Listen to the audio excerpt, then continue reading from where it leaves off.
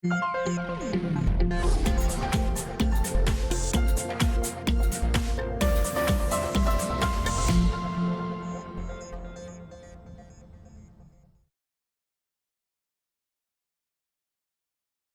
so glad that we have Mr. Leilanie Mohd Nor. He's an associate director from Hingwai Investment Limited, Hong Kong, and Mr. Jeremy Cheng, founder, Gen Plus Family Business Advisory Research in Hong Kong. So I'll pass this first to Jeremy to introduce himself, and then we'll move on to Leilanie Mohd Nor. Go ahead, Jeremy. Can you introduce yourself? Thanks, Leilanie. So really my honor to be invited to be here. Thanks, Leilanie, for this. And then I'm also glad that my friend Manon joined us in this panel, who is actually the focus today, not me. So I told all my friends that today I'm not the focus, Manon is. And then I'm also glad that to see that there are a lot of friends from Hong Kong joining us today. And then, well, we may pick some people to answer some questions. So this is the joke that we have. So, you know, Chinese, and then, well, as a scholar, as a teacher, we always pick students to answer questions. So a little bit about myself. Well, as Leilanie introduced, I'm the founder of the Gen Plus Family Business Advisory and Research. And then this is actually a boutique family advisory firm.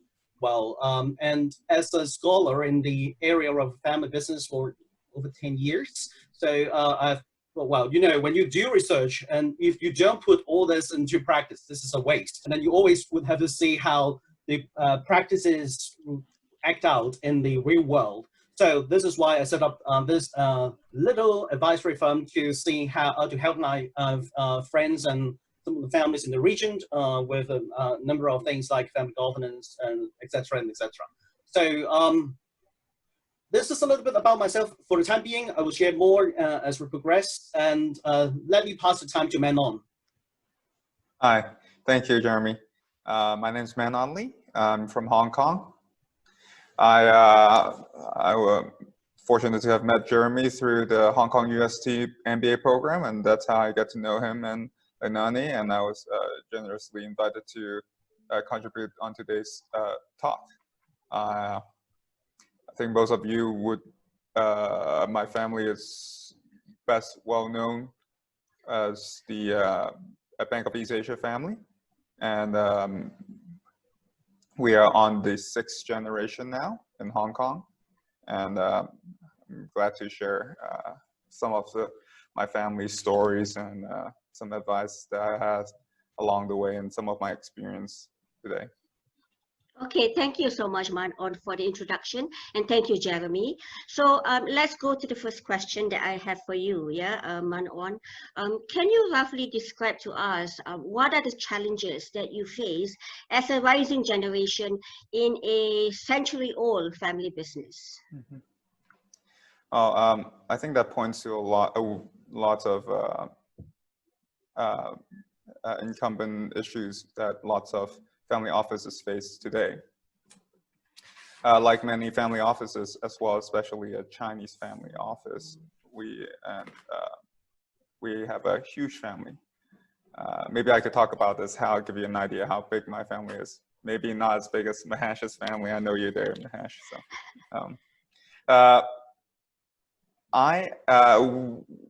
in about 2010, we started hosting a family annual gathering dinner in July, and there were a lot of us, so we had to resort to a numbering system.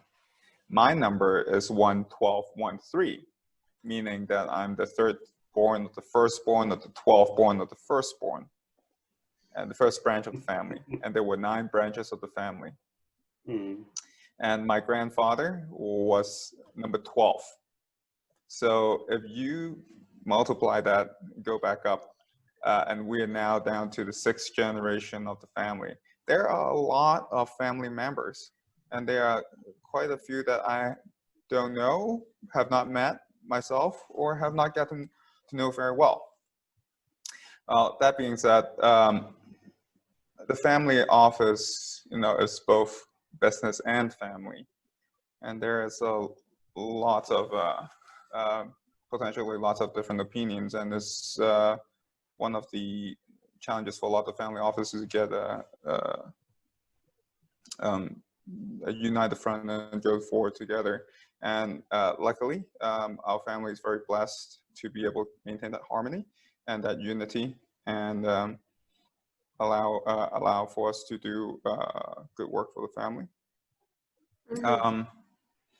Another challenge is the different generations, and in my family, a lot of our members who are involved with business are very successful businessmen or professional themselves, and they have different outlooks and they have different roles. Most of them who are involved with the company Hengwai Limited, which is the private investment arm of the family, specializing in real estate, is most of the family who participate in it as a role of a shareholder and not an operator. And that creates some different dynamics, whereas to maximize shareholders' wealth, perhaps to sell everything off. Why do this, you know? Hong Kong real estate price is so high, why not sell it off at the peak? But then there's also it also acts as a glue for the family to bring people together. And having a continuation business, what does it mean for the family? So these are some of the things that we as a family have to think through and to go forward with. Yeah, okay. So I understand that, you know, this is a, you know, big family. The fact that it's already in the 6th generation, Mm-hmm. and you know, and yeah, your grandparents, your grandfather at least is the 12th. Yes. Yeah, the 12 in, you know, in the family tree. So I could imagine how big the family is today. Yeah.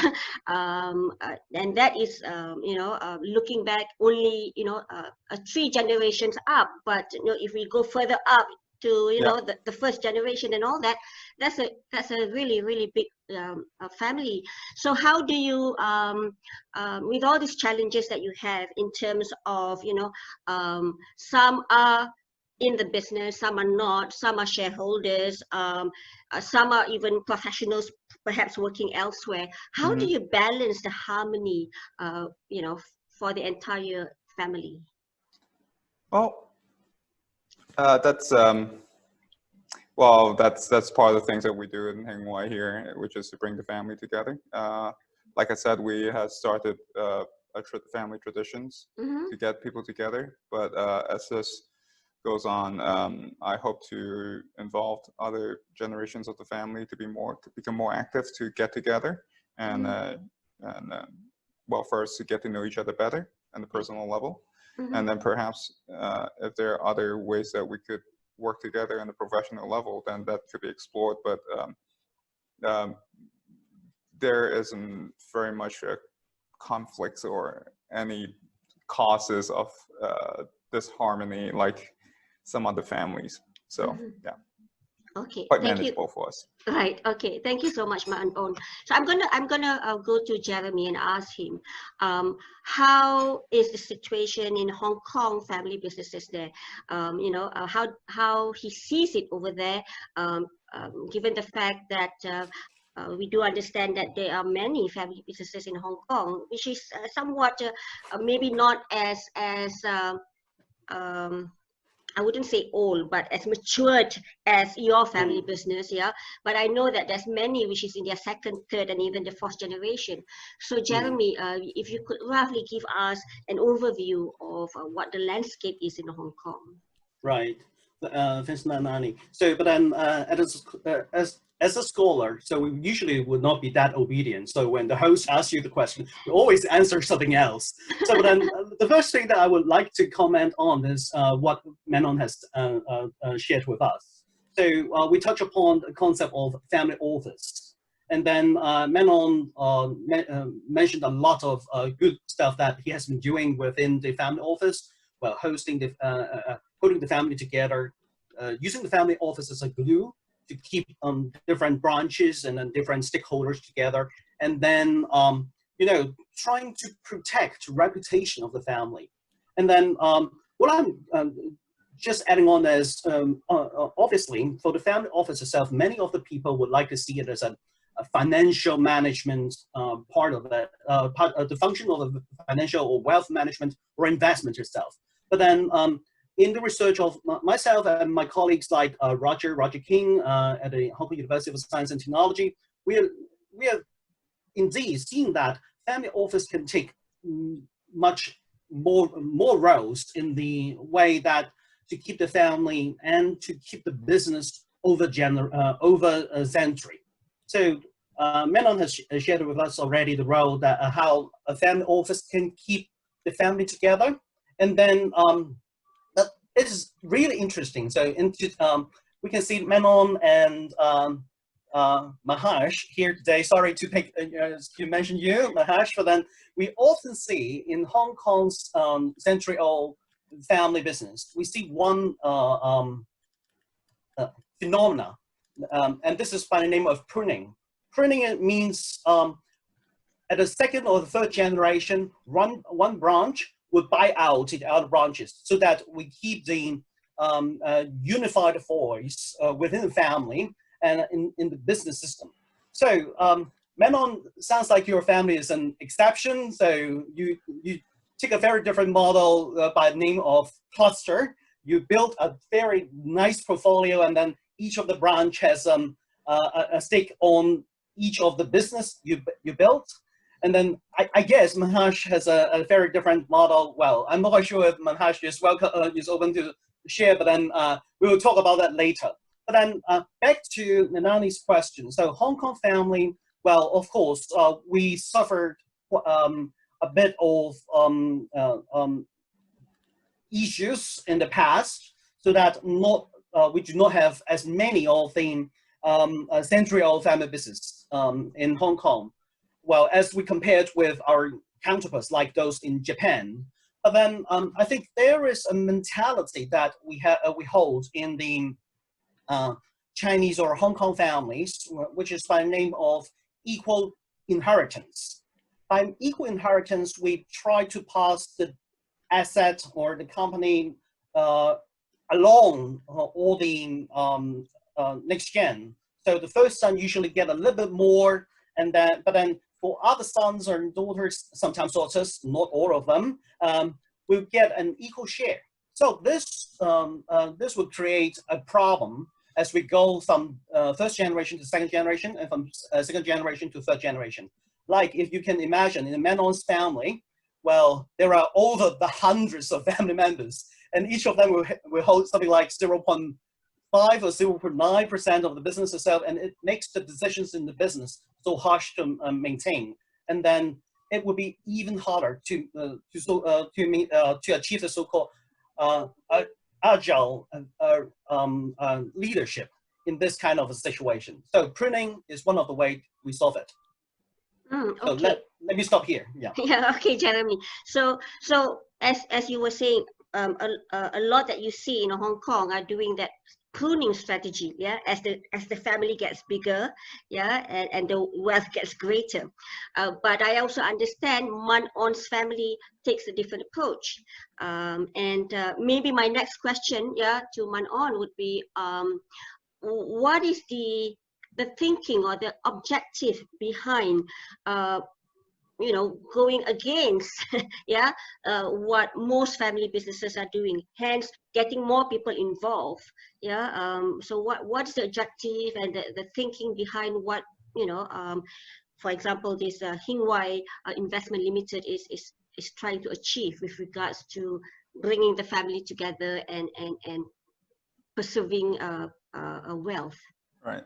Thank you. I think Jeremy touched on a lot of good points there about pruning and also the different businesses. Well, for Hingwai,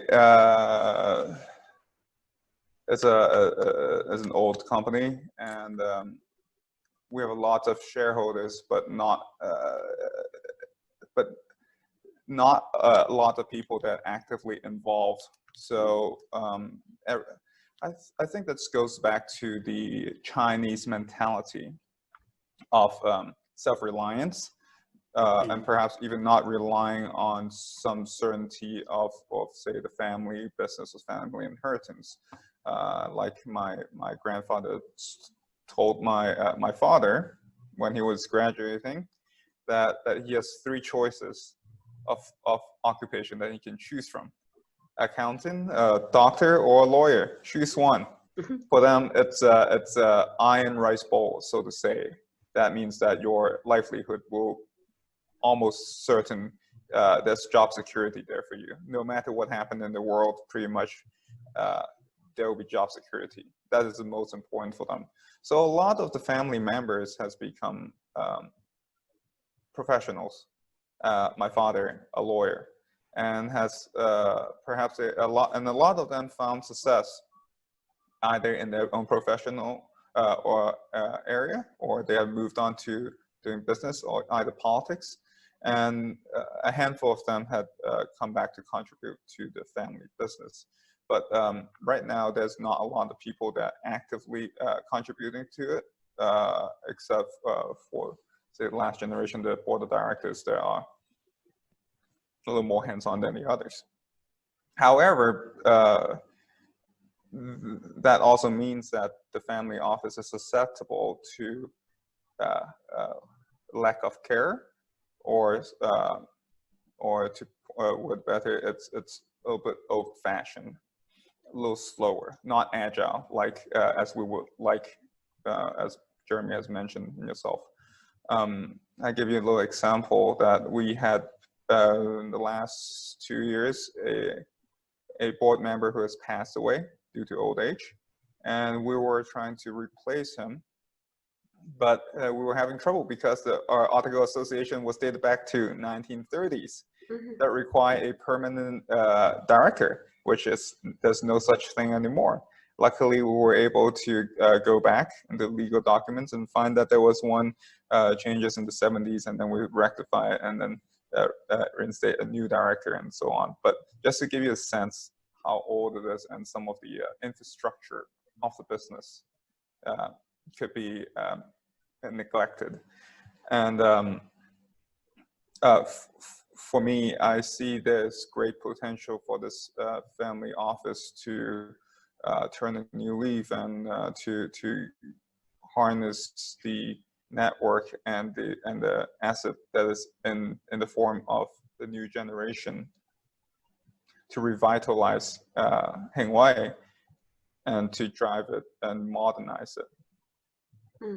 Okay, yeah, so in terms of the type of investments that Heng Wai Investment Limited goes into, what are some of the perhaps the examples of what the company has invested before, and and moving forward, is it going to still be the same kind of portfolio, or would there be any changes moving forward? Yes, so historically we are a Hong Kong company owning Hong Kong assets, and that has done well for just as many other Hong Kong property company.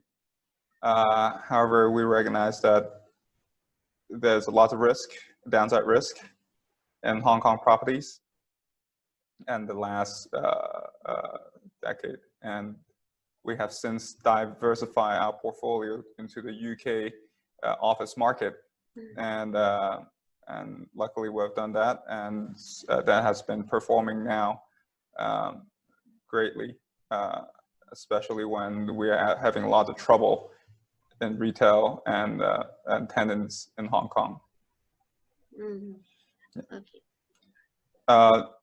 In addition to that, we have also, so we have in our investment in UK, we have diversified into geographic location, diversify our currencies exposure, and then we also diversify our business model. We had effectively a club deal with several different like-minded family offices to looking for safe investment, conservative investment that provide a reasonable yield in this low yield environment. I think for lots of family office like ourselves, is most importantly is to do no harm, not to chase the alpha, the highest return, but to make sure that the family asset is protected first and foremost. And that is what we're doing in the UK. And a lot of a bulk of our income comes from the UK government. And so we are doing just fine there right now. So touch on wood. Okay, so you know, we hear a lot that family businesses they have this unique capital, which is called the patience capital. They are patient, yeah, especially with regards to investments, as opposed to non-family businesses. Yes. Yeah, yeah. So Yes. Yeah, definitely. I agree that. I agree with that. A lot of businesses, they have, or other businesses, they have to mark the market. They have to they work on a quarterly basis or annually basis, even. Retail businesses, investments. However, for family business, we are looking long term. We can afford, as long as we have holding power, we could afford to look for multi-generation time frame, and that's where we can reconcile the differences.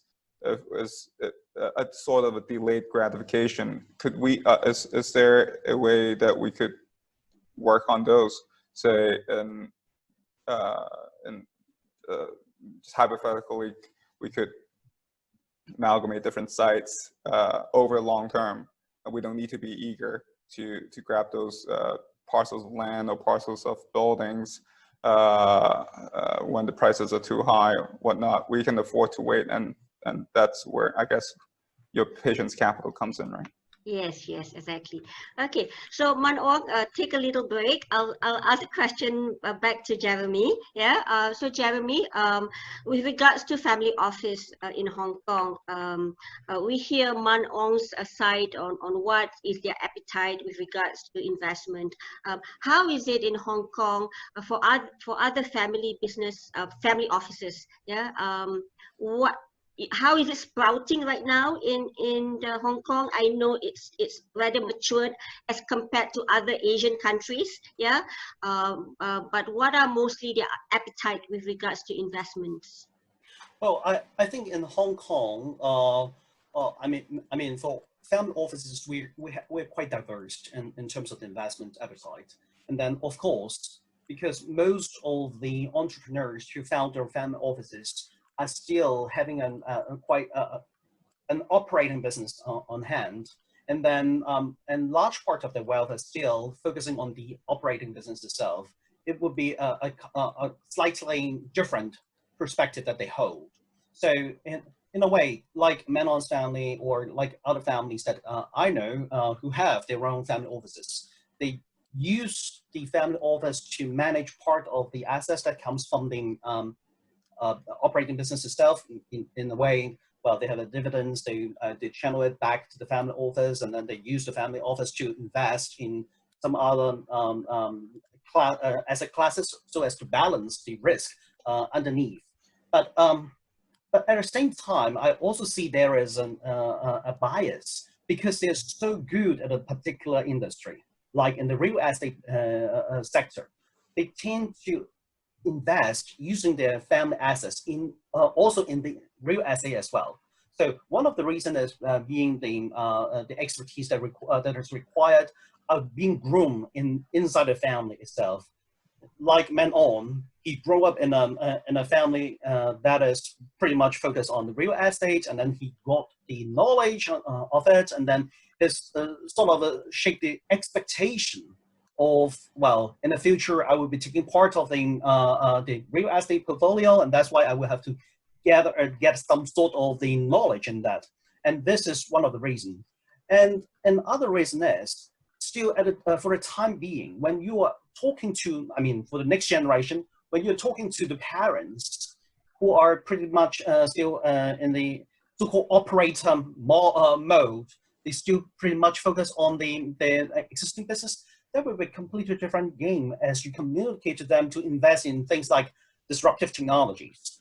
So I have done the research together with again my former colleague Roger on how the disruptive technology and the firm's capability to adopt this kind of technology in the business model, and how it actually impact the next generation's career. And we found that if your family business is not capable of engaging the technology itself, the next generation will go away. So, but this picture will change if you allow your next generation to open up their own ventures. It could be on real estate. Well, that would be appreciated. Still, the ownership part of it will be a motivating factor for the next generation to contribute back to the family business or the business family itself. And at the same time, if you could allow the next generation, the current generation could allow the next generation to create their own venture, invest in things like AI or other blockchain or robotics. That would be an interesting initiative for the family itself. And of course, there is a big learning curve for them to climb. If the original or the legacy business itself is focused on more like manufacturing or real estate, and because simply the expertise required will be quite different. Okay, all right. I just want to pose this statement back to the participants. I'd like to remind everyone that if you have any questions, please go ahead and type in the questions at the chat section, and we will pick up that questions later on in another 10 or 15 minutes. Yeah. Okay. So back to Man On. I want to touch on what Jeremy said about grooming the next generation. Yeah. Especially for you, for example, you have been groomed through the education that you've been given, and through the experiences that you've gone through, with your family business. So could you roughly describe to us what was the journey like for you, for you to be able to be in this position right now, and how differently would you then prepare the next generation? That's a loaded question, but I guess I could put some more context. Yes. I think to context with my predecessors and how our business has evolved. So the first generation that came to Hong Kong was the first wealth generator. He came from a place called Heshan in Guangzhou, China. He was a son of a concubine in the late Qing dynasty, and back then a lot of Chinese family, the oldest son inherits everything, and the other sons inherit a small portion of the inheritance. And him being not the original wife's son, had inherited a hut, which when he moved in, the roof has caved in from the rainfall. And back then, Hong Kong is a up-and-coming place, and he decided that he should leave this place behind and venture into Hong Kong. So he saved up some money and decided to go into the business of fruit trading. And either it was watermelon or bananas, he had bought a lot of them and chartered a small boat and went off to Hong Kong he'd go.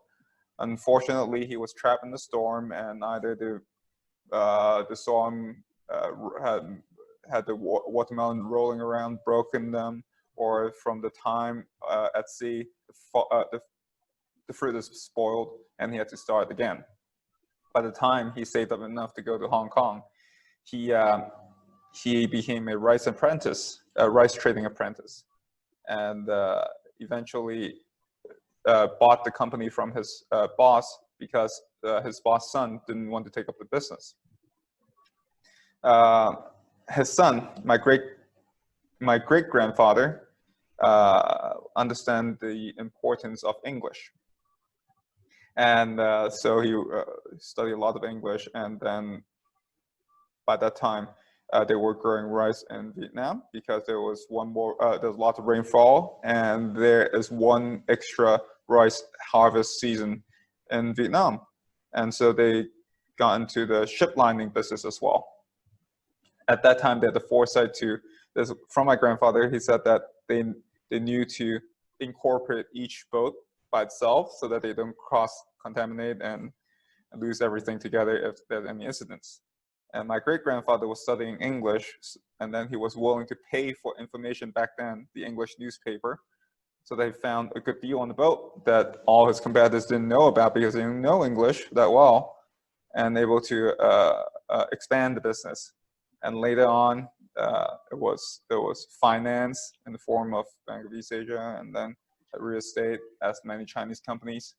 But also there's a lot of, just as I say before, a lot of family members were encouraged to go out on their own and become professionals, making sure that they could have a certainty of a lifestyle, as well as some room for innovation or entrepreneurship.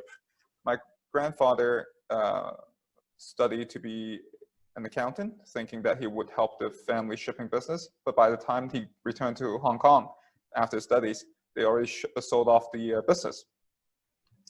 And so later on, he wanted to go into the stock trading business.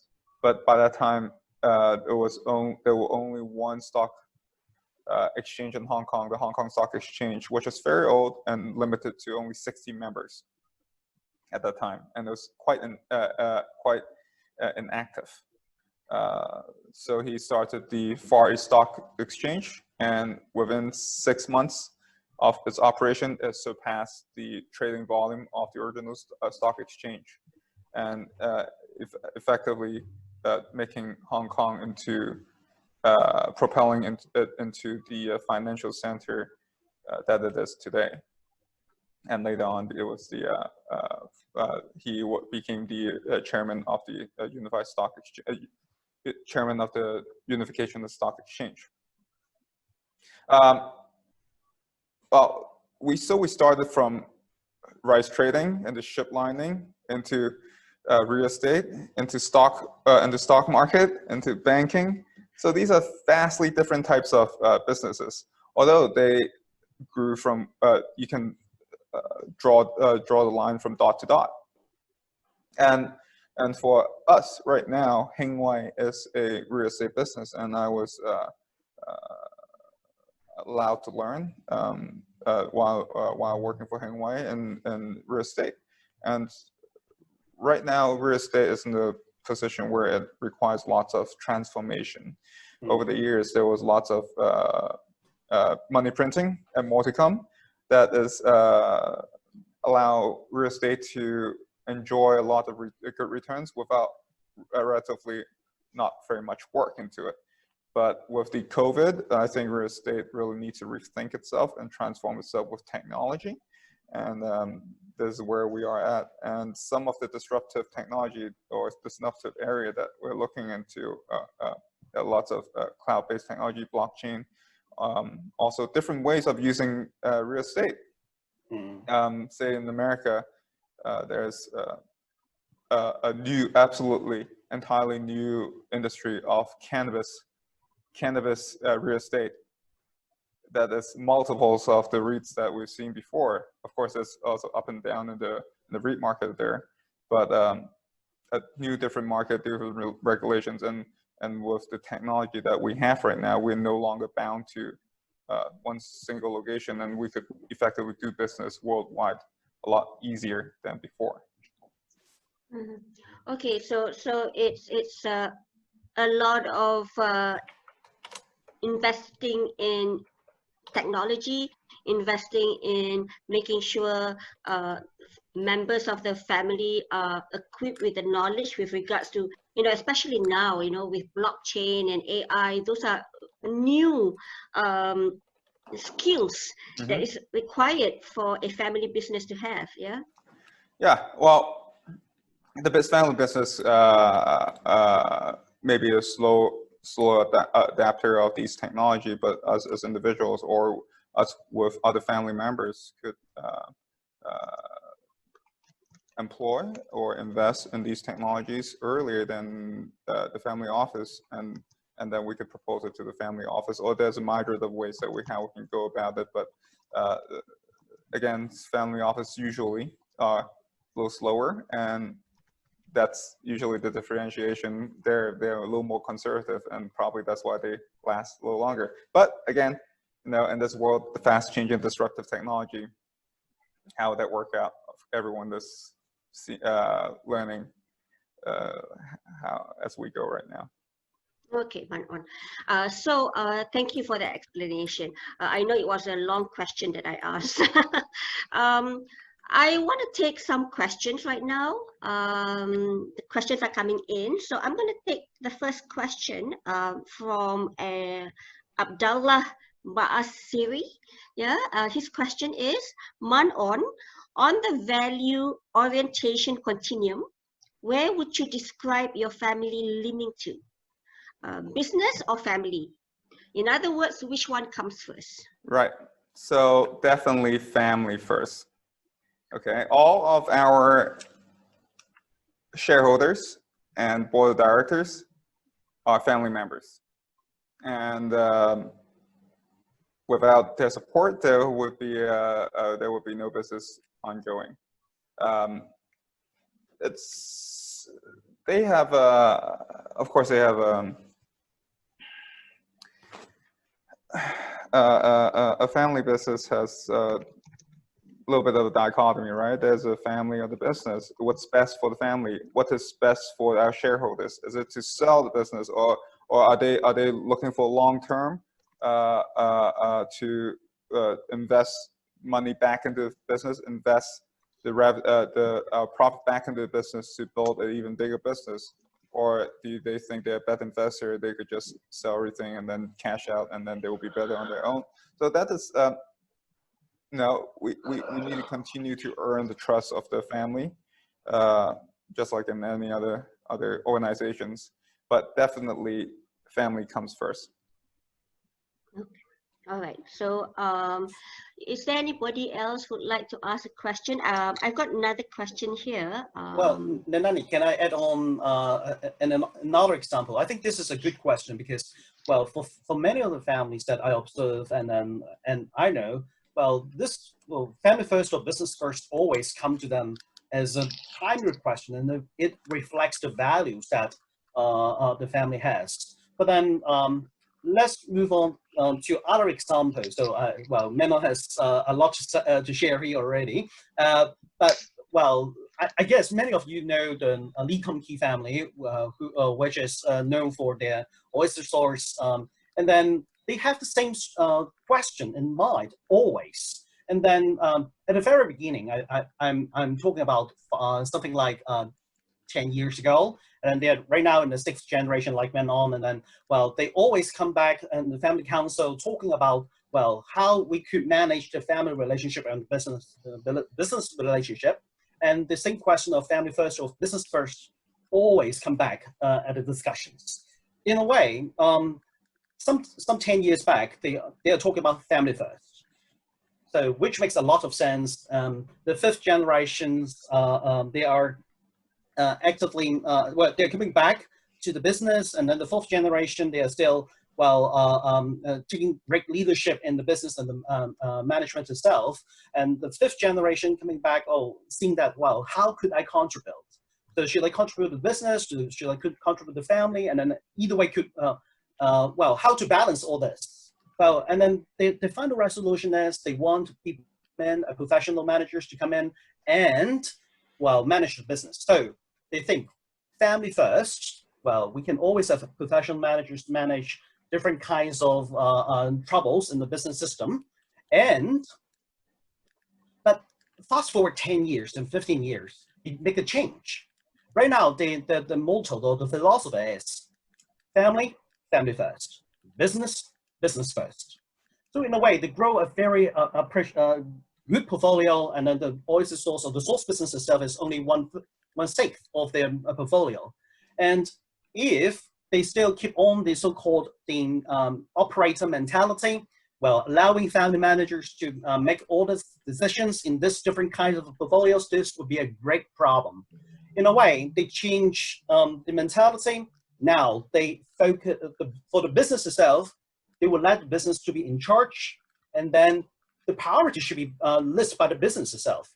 For the family, they are just like an owner or an investor in those businesses.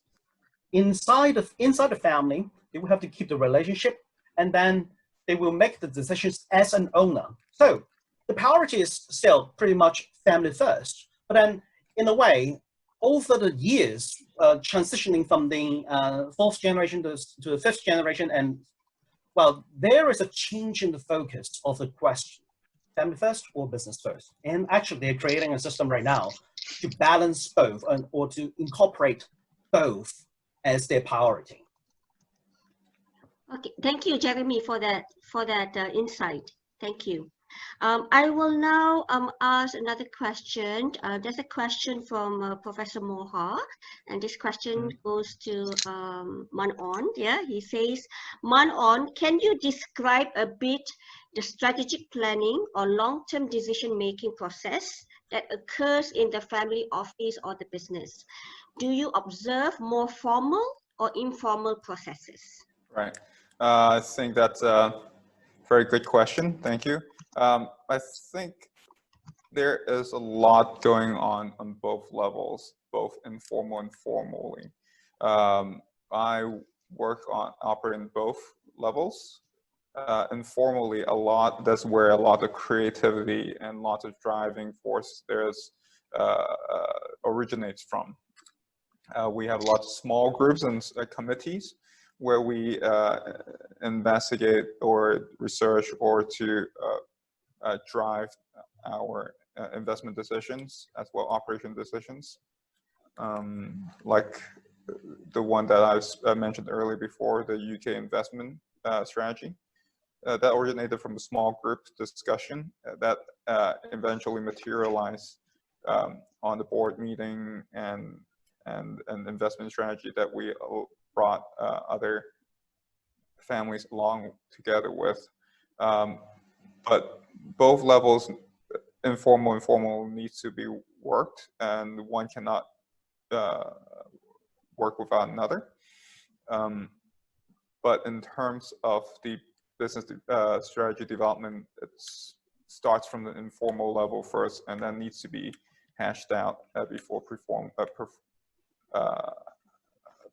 it's presented formally and then to be executed. Okay, all right. So thank you for that. Maybe we can ask Jeremy, you know, how is it when it comes to, you know, the decision-making process for other family businesses in Hong Kong? I think it is just like what Manon has shared. There are combinations of the formal and informal processes. But then, of course, this stage we're promoting the concept of governance, and then, and of course, governance is part of the strategy processes, and it could be formal and informal. So many of you may have been asked by private banks or accounting firms to transactions related to family governance, and then they try to tell you a very formal process, having the so-called family council or family assembly, and then setting up the family constitution, etc., etc. So this is more for the family side of the strategic planning. And then I would say, well, that is the ideal part of the world. And this is a beautiful mechanism you can build in the future if you can. And of course, the family has to be aware of the resources that they have to input. And of course, there are risks still with all these formal systems. So in China or in traditional Chinese families, we actually have a lot of a so-called governance system, informal.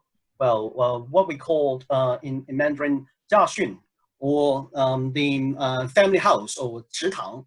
So they are actually the governing mechanisms. So, but basically, when we're talking about governance or the strategy planning, it is really how we could come together as a family and make decisions. So whether it's formal or informal, well, there are good things or bad things with it. And the most important thing is how it fit within the family. And this would include the complexities of the family. And you don't have to run the family council if you only have 2 family members or 3. But then well, if you really grow into a family like men-ons, you really have to plan and think more strategically and putting all things on paper. Maybe that would be a good option. Yeah, okay, thank you for that, Jeremy. You know, governance does put structure, yeah, into the family business, especially when it's really big, like Man-ons. Yeah, thank you. Perhaps I can ask Man-on, you know, with COVID-19 affecting a lot of family businesses, a lot of businesses per se, yeah.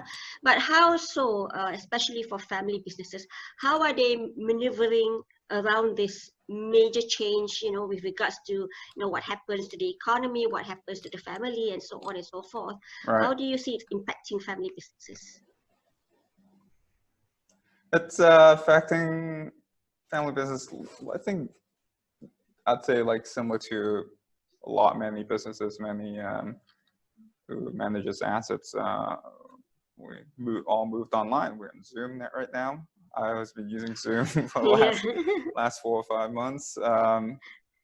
We use a lot more technology and online communications to do meetings, to do site visits, to inspection.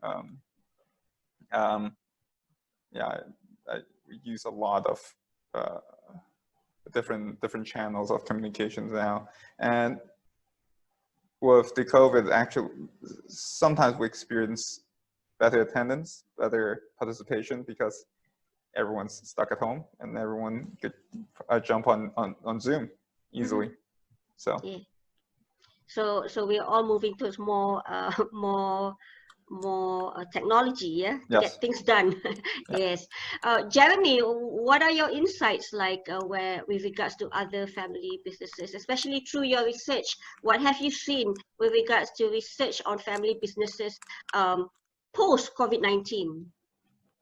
Well, I think I'm not talking about research today. Otherwise, it would be in another 3-hour talk. It would be very boring to the audience. But then back to the basics. When I talk to families like that of Man-on or some of the families, they are actually quite strategic in a way. And if you keep track of the Hong Kong market in terms of the merger and acquisitions, so it's just very much active. Or some families, they have their own list of arms, and then right now, because the book price is so low, they're trying to privatize. Well, a good example would be Li & Fung here in Hong Kong. Of course, they have a very different game to play, because we all know that there used to be a disruptor in the industry by setting up this, the concept of the supply chain management. But right now, with the globalization, and actually these days is moving to de-globalization, but anyway, the globalization affects them so much that they have to plan another game, and then they try to collaborate with a Singaporean private equity to actually buy back the shares and then privatize it. So families, as I see it, they are taking advantage of the COVID itself. It could be in the open market or the capital market, and then they acquire or they privatize, and then in a way, they're preparing for the post-crisis growth. So when, you know, we all see that, well, the asset price used to be quite high, and right now they really take advantage of it. So this is more for the business side, and for the family side, we, of course, see a spectrum or the continuum of the reactions that happens in the family, with the intense interaction that you have with your family members, because you're simply locked in the same room. Of course, there will be positive side of it. Many of the people actually reflecting that they spend more time with their family, build a better conversation, and actually know the next gen better. They used not to talk to the next gen, but right now they did have more opportunities for it. But on the other side, if you do not manage this kind of intense interaction correctly, that would create a lot of trouble. And then, well, I think in the preparatory call we have between Man-on and then Leilanie, where we're talking about divorce and problems of marriage. And then there is a huge, well, let's not put it a huge number, but there are more and more cases where families and are experiencing divorces in the situation. So I think, well, it has a lot of impact. And again, it is how we manage it and how we frame it.